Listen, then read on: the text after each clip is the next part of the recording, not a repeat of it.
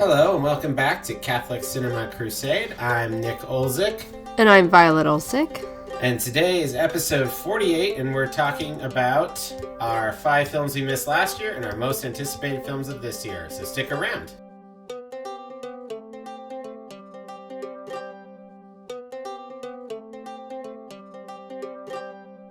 Why don't you start us off with prayer? In the name of the Father, Son, Holy Spirit, Amen. Dear Lord, especially bless for our family and our audience, for anybody who's sick, to be healed quickly. We've been having plague move through our house that's really affected all of us, and we're all still recovering. But we trust in you, dear Lord, and please bless us and help us have a great 2025 in movies. Amen. Amen. Father, Son, Holy Spirit, Amen. All right, so make sure you like, subscribe, and comment to Catholic Cinema Crusade at gmail.com.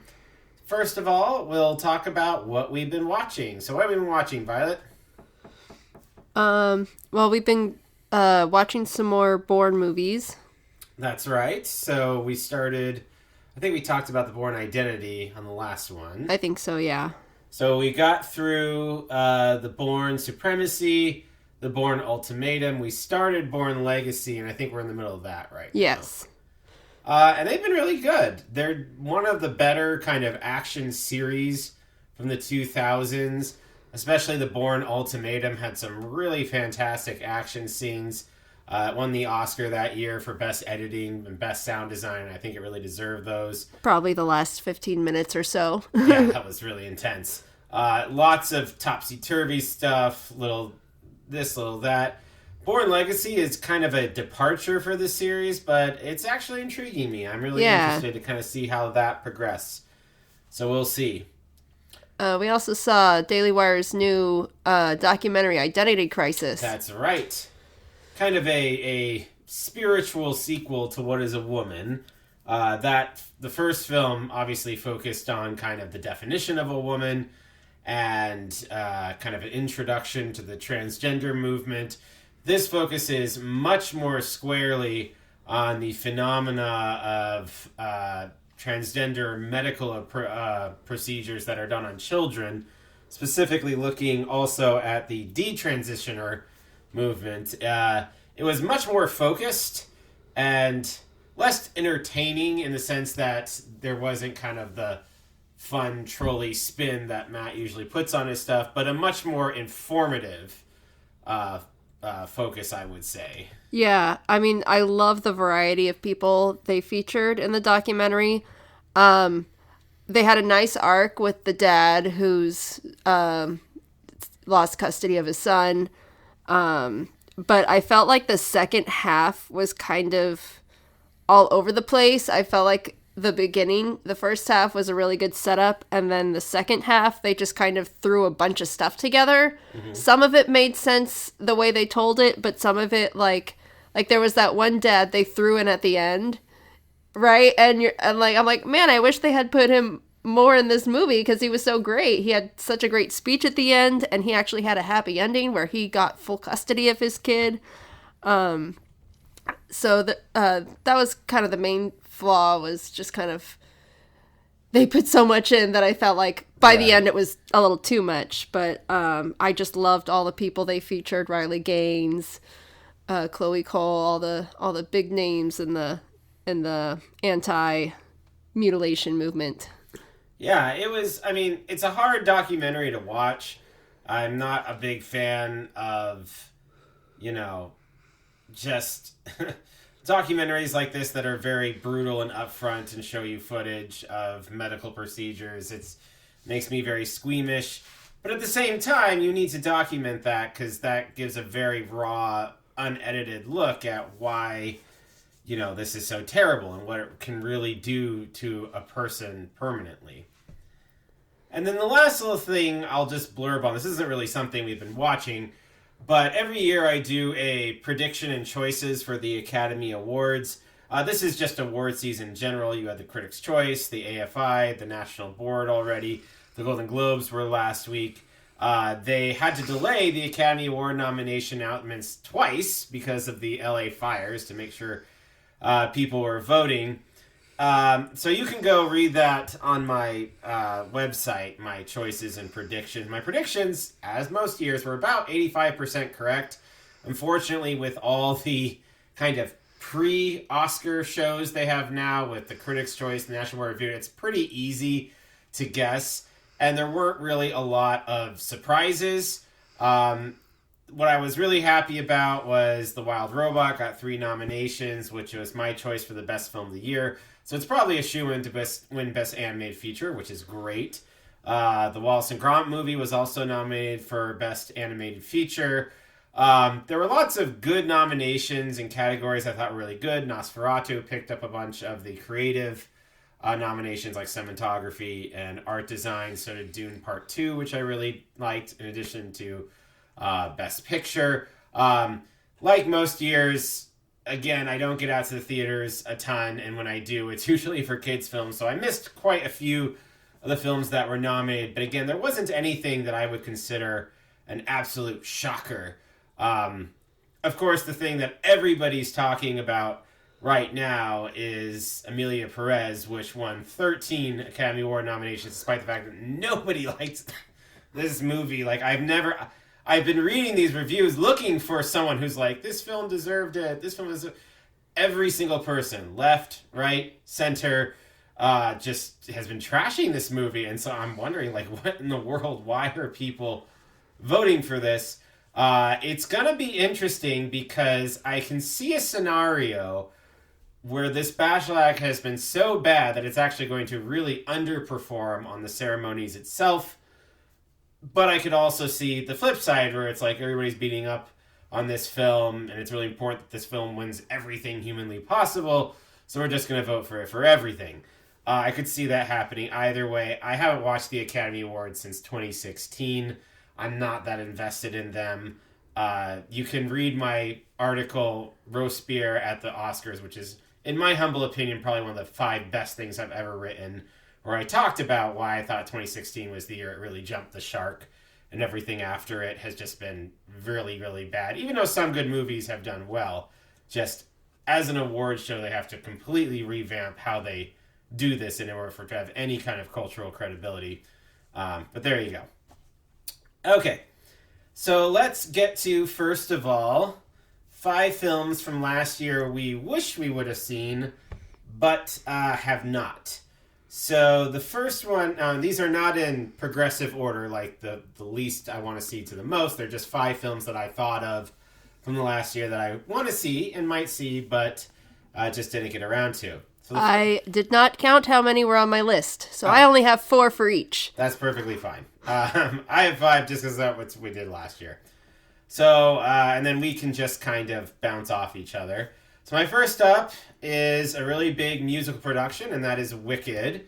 Now, I had no interest in seeing this film whatsoever. I'd heard, obviously, about the musical, and I'd heard a few of the songs. But once we watched Crazy Rich Asians, and its director, John Chu, right? Yeah, John Chu. I learned that he was the director of Wicked, and I'm like, okay, now I'm actually a little interested. So, I probably think I'll catch it. I'm the opposite of you. Oh. I've always wanted to see the musical. I've never had the chance to see the musical, so I was so excited for theatrical release. And then I listened to the soundtrack, and it was inferior to the Broadway soundtrack. And, like, the way they were promoting the movie, the way John M. Chu was talking about the movie, I was like, you know what? This doesn't sound like it's for me. I'm going to pass. Okay. So the next film I have is The Substance. Now, this was one of the films nominated for Best Picture and Best Director. I saw the trailer and I thought, this is really weird and bizarre, but I kind of think it's interesting. The basic plot is it's about a actress played by Demi Moore, who's, like Demi Moore, kind of past her prime. She's in her 50s now. No one wants to cast her. And she meets some, like, kooky mad scientist played by Dennis Quaid. And he gives her this substance. It's like a pill that magically transforms her into a younger, sexier version of herself. And she starts getting parts all over again. but it's only temporary. And when she reverts back, she becomes even older than she was before. So it has kind of this grim fairy tale kind of ethos to it. It's kind of this weird supernatural horror film. And I've been avoiding the plot because I don't want any spoilers, but from the trailer, it seems like the more she takes of this substance, the weirder things get. She becomes kind of this grotesque monster. And I don't know. It's been doing well on the film awards circuit. It looks really edgy and weird and bizarre. So I'm kind of interested now. That does sound interesting. Well, the first one on my list is The Forge. I just haven't seen that one yet. I think you went to see that by yourself in the theater. And it sounds really good. So I'd like to take a shot at watching it. Yeah, it was on my top 10 list of the year. It was really fantastic. I highly recommend it. My next film is kind of a weird one. It's Wallace and Gromit: Vengeance Most Foul. Now, we've actually seen this twice in our household. I'm a huge Wallace and Gromit fan in general. But every time we watch this, because this is usually movie night on Sunday, that's when we have kind of movie night with our kids, I'm making popcorn, I'm doing last minute stuff for my teaching job, I'm running around. I have never actually sat and watched this movie. I couldn't even tell you what the plot of the movie really is, other than it's a sequel to The Wrong Trousers. Like, I'll catch little lines and glimpses, but I seriously, have probably missed 80% of the film both times we've seen it. So I really want to just sit down and watch this, because it looks really good, but I haven't done it. Oh, I was confused why you were like, oh, I want to sit down and watch this. And I'm like, wait, you didn't, watch it with the rest of us? I'm doing other things when we're doing movie night. I caught I caught 80% of it. So... Okay. And you would recommend it? Yeah, it was very good. Good. Very classic Wallace and Gromit. Well, I'll get there eventually, watch it on my own somewhere. My next movie on here is Bonhoeffer. I heard so many amazing things about that movie, and one of the things that got me really excited was it sounded like it really focused on Bonhoeffer's faith and looked at his story through that lens. And I just get so annoyed when you're watching a movie about somebody where you know their primary motivator is their faith, and the filmmakers, for whatever reason, just completely ignore it or downplay it like it's a side thing, not their primary thing. So I was just really excited to get that story of Bonhoeffer. Yeah, I remember that was my biggest criticism of Unbroken when it came out in, I believe, 2015, which is a really fantastic film directed by Angelina Jolie about a guy who survives, the Japanese prisoner of war camps. But after the war, he becomes this major evangelist in Billy Graham's crusade, and this kind of dominates his whole life, and they completely ignore it in the film. So my fourth film is called Flow. This is one of the Academy Award nominees for Best Animated Film. I saw the trailer for this, and it looks really, really interesting. Is that the one with the cat? Yes, it's the one with the cat. I don't know. I just know there's a cat in it. So there's a cat. So based on what I can tell from the little I've read about it, so I've read enough to kind of know what it's about, but I don't want to spoil anything. So it's about a cat that gets lost in a storm, and it's trying to find its way home, and it's in the woods alone, and it manages to team up with this other critter. I think it's a raccoon, and then they a deer joins their posse, and they're basically all trying to escape this natural disaster and get home. But it's all these woodland critters, and apparently there's no dialogue in the movie whatsoever, or voiceover, or narration, or anything. So it's almost like watching a nature documentary, but it's they just use expressions and actions, and it sounds really cool. Sounds like Shaun the Sheep, but with a cat. Kind of, yeah. So, I don't know. I thought that would be fun, and if I like it, maybe Nathan would like it, because he loves cats. Yeah, it sounds like something the kids would like. And then the last one is... Do I not get to say my next one? I'm so sorry. Yes, go ahead. I thought you said you had 4, so... No, I only said 2. Oh, okay. The Great Warning is the next one on my list.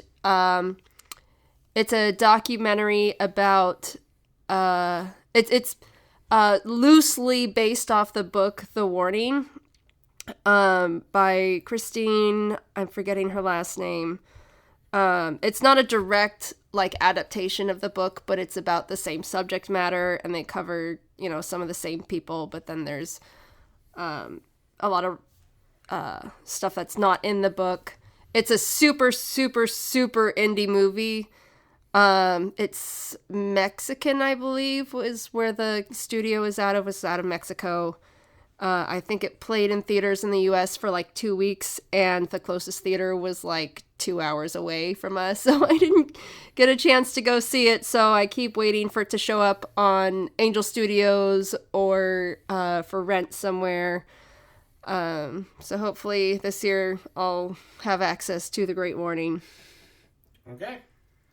And then my last one is Deadpool and Wolverine. Now, I've never been a big Deadpool fan. I got through like half the first film and it was just a little too much for me, so I kind of just turned it off. But I'm a huge Hugh Jackman fan, especially as Wolverine. And I know that in this film, they really tried to lean into like the 90s animated style Wolverine. So I'm really interested to see how Hugh Jackman handles that. Plus, it sounds like, it's the typical R-rated humor superhero thing.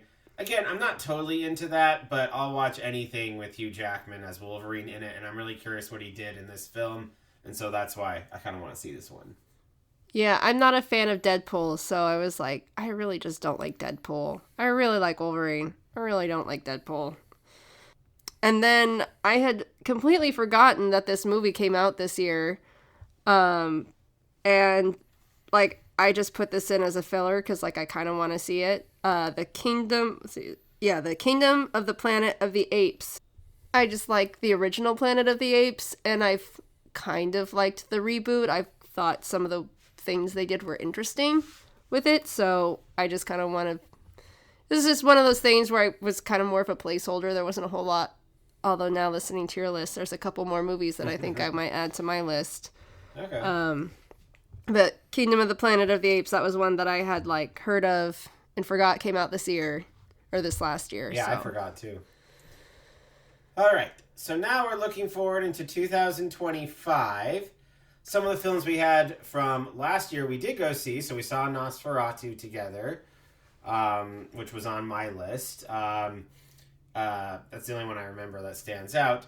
But let's take a look. Now, the first one that I put is something I believe will probably be on your list too, and that is Flight Risk. Yeah. So this is directed by Mel Gibson, who's a masterful storyteller.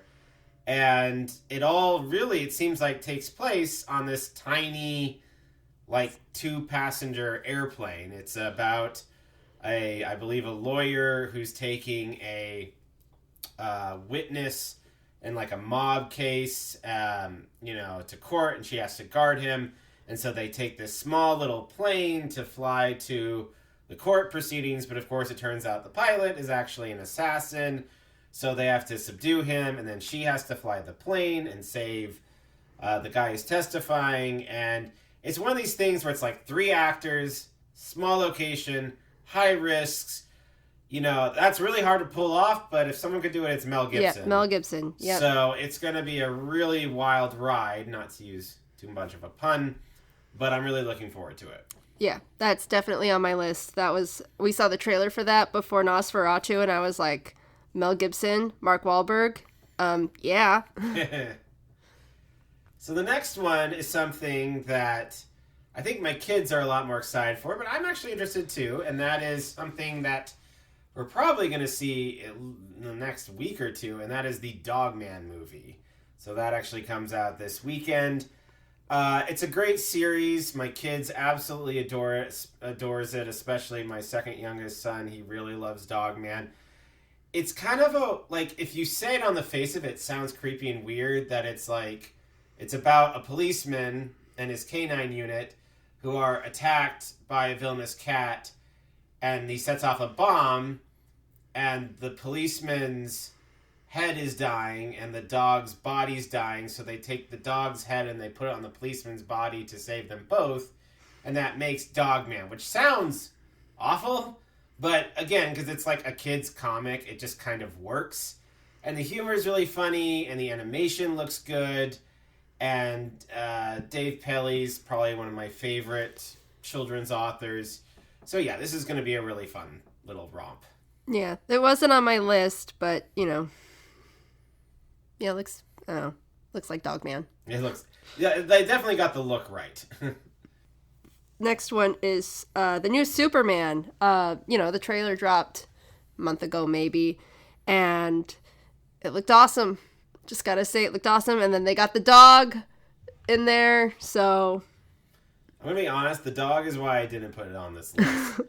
What? Why does he need a cape? I don't understand the dog. I just don't. I guess we gotta watch the movie. I mean, I'm not against watching the movie. I like Superman a lot. I loved Man of Steel. I thought it was way better than everyone gave it credit for, but we'll see. James Gunn's a good director. So. Yeah.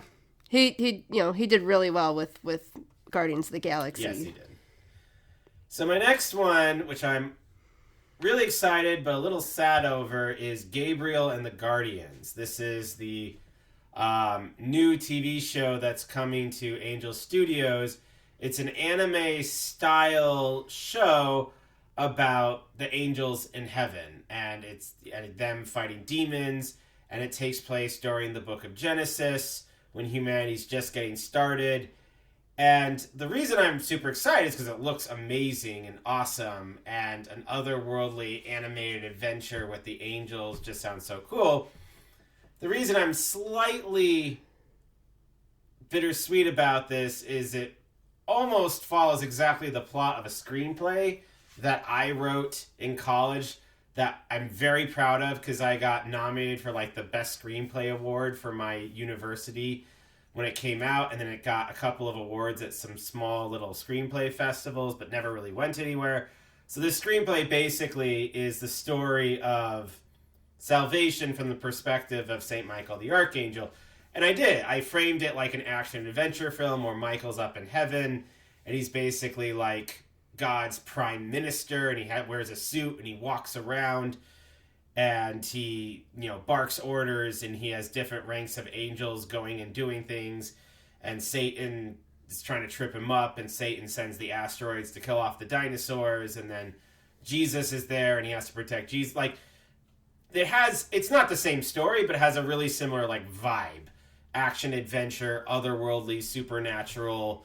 I always thought the angels were right for a really good action adventure style show. And this looks like what that's going to be. It looks awesome. I'm really excited about it. Well, our life may have been different if Angel Studios was around when you were a young filmmaker. Maybe so. Oh, well. But who knows? The next one I was hesitant to put on my list because there's not been a very good Marvel movie or even a very good Disney movie the last few years, but I really like Flying Captain America. So I was really excited for Captain America Brave New World when the trailer first dropped, but then I was like, will you betray me? Will you somehow be terrible? Will you be ruined just like everything else at Disney has been ruined? But I guess Guardians Volume 3 was good, so I suppose there's still some hope for Captain America Brave New World. I like the idea of Red Hulk. That's kind of fun. So, we'll see. If it's good, I'll see it. I don't know. We'll see. My next one is The Conjuring Last Rites. So, the Conjuring series, while a very imperfect look at exorcism and, ghost narratives, etc., I actually really like as just a general series. I like its approach to it. The original Conjuring movie was fantastic. Yeah, it's one of the best horror films of the 2010s. And this is supposedly the last in the series, hence the name Last Rites. So, Earl and Lorraine Lauren, very loosely based on the real characters. I don't know much about the plot. All I know is I really like the series. I think the actor and actress, Patrick Wilson and Vera Farmiga, do an amazing job every time they do this as like a loving couple who are both very spiritually intense, but also just kind of a normal married couple who try to do well by their kids and do a job well. And I love the 70s aesthetic as well. I think they do a really job with that. And it's been a really fun series. And in the first film, as I said, is one of the best horror films of the 2010. So I'm excited to see how this finishes out. I didn't realize that was coming out this year. I might have put it on my list. So my last one, you might think this is super cheesy, but it's Rule Breakers. It's Angel Studios. It's coming out in March. It's about these young, oh gosh, I don't remember which country they're from. I know they're like a young Muslim women, and their teacher is like encouraging them to join like this robotics club, or this robotics competition. So start their own robotics club and do this competition. And I saw the trailer and it looked really really well done. It looked like an interesting story. So I'm looking forward to seeing that one. Sounds like McFarlane. You remember that? Like the Running movie? Oh, yeah. Costner. Yeah. All right. And my last one is Testament. And I knew this was coming out, but I hadn't thought much about it. But yesterday, in fact, I had an interview with Steve Barnett, the director of Valiant One, which we'll talk about next week. And he talked about some of his future projects. He's worked a lot with Angel Studios before, and he has several projects coming down this Angel Studios pipeline. If you remember the movie A Week Away, they're making a series. Yeah, I saw that. Oh, boy. There were some things I liked about A Week Away, some things that were a little cheesy, so I'll probably catch it. We'll see. We'll see. little preview. I did like Valiant One, so we'll talk about that next week. Is he doing the TV show for A Week Away? He's producing it. He's producing it. Oh, okay. Well, we'll see. He produced the movie, too. Yeah, but the movie wasn't very good. And, but he's also producing another television series called Testament, which imagines the book of Acts, but in like the present day. The idea is that Jesus incarnates in the 21st century. He has his whole Paschal mystery, but it actually focuses, now that's a really interesting idea in of itself, so I don't know how much of that we're actually going to see, but apparently the series focuses on his followers as they go out and what like the spread of first century Christianity would have looked like today with airplanes and the internet and social media. It's an interesting idea. It's a really interesting idea. There's not even a trailer for it yet. But it's a really intriguing concept. So I'm curious to see what they do with it. It's funny because it's actually kind of based on a screenplay that I did in college too, where I did the same sort of thing. That screenplay focused on Joseph and the nativity story in the 21st century. But again, the idea was, Jesus hasn't come until right now, which is a really interesting idea. So we'll see how that turns out. Yeah, that sounds interesting. That sounds like one of those things that'll, like, it's not going to be mediocre, right? It's either going to be terrible or it's going to be fantastic. We'll see. Angel Studios has done a lot of great stuff, so I have quite a lot of hope. And actually, I just realized now that, like, 2 of these are right, yeah. All right, so those are our picks we're really excited for. What did you miss that you want to catch from last year, and what are you excited about? I'm sure there's lots of films coming out that we haven't even mentioned at all.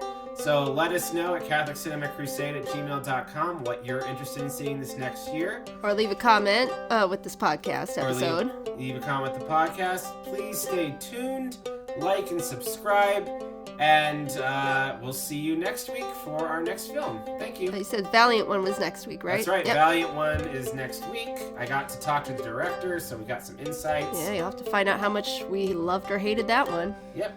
All right. Thank you.